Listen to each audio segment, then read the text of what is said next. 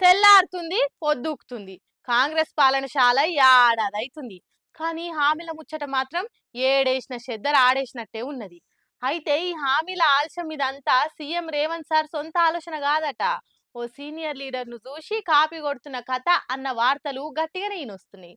మరి ఇంతకు ఎవలా పెద్ద లీడర్ అనంటే చూడురి మీరే. అకల్ కేలియే బి అకల్ చాహియే అని అంటారు. అంటే అవతలను కాపీ కొడతానికి కూడా తెలివి ఉండాలి అని.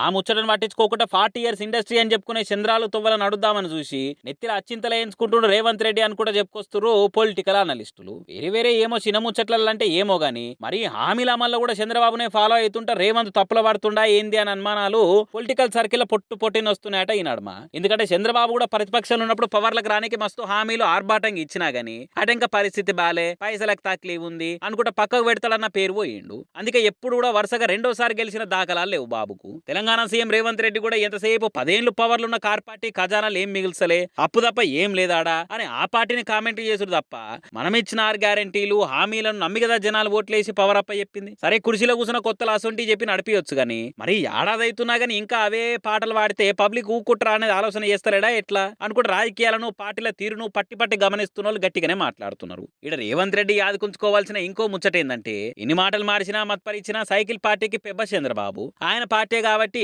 ఇవాళేమన్నా గానీ సీఎం కుర్చీలో కూర్చునే ప్రయత్నాలు చేస్తేందుకు పక్కకున్న లీడర్లు వెనక ముందు అవుతుండొచ్చు. కానీ కాంగ్రెస్ కథ అట్లా కాదు కదా. నేషనల్ పార్టీకి వాడుకున్న వాళ్ళకి వాడుకున్నంత అనే రేంజ్, స్వేచ్ఛ, స్వాతంత్రాలు మస్తు ఉంటాయి ఆ పార్టీలా. కాబట్టి ఏ ముచ్చట ఎటు తిరిగి కుర్చీలో కూర్చున్న రేవంత్ కు నెగిటివిటీ తెచ్చిపెట్టినా దాన్ని వాడుకొని రేసున్న లీడర్లు రెచ్చిపోయి పదవి దక్కించుకునే ప్లాన్ చేసినా ఇచ్చంతర పోవద్దు సుమా మరి అనుకుంటే పరిస్థితిని పక్కాగా అనలైజింగ్ చేస్తూ ఇంకొందరు. మరి ముచ్చట్లు రిపోర్టులను చూసన్నా బాబు రూట్ ఫాలో అవడం బంద్ చేసి ఏడాది స్పెషల్ గా హామీల అమలు మీద నజరేస్తాడా లేదా రేవంత్ రెడ్డి అనేది చూడాలి.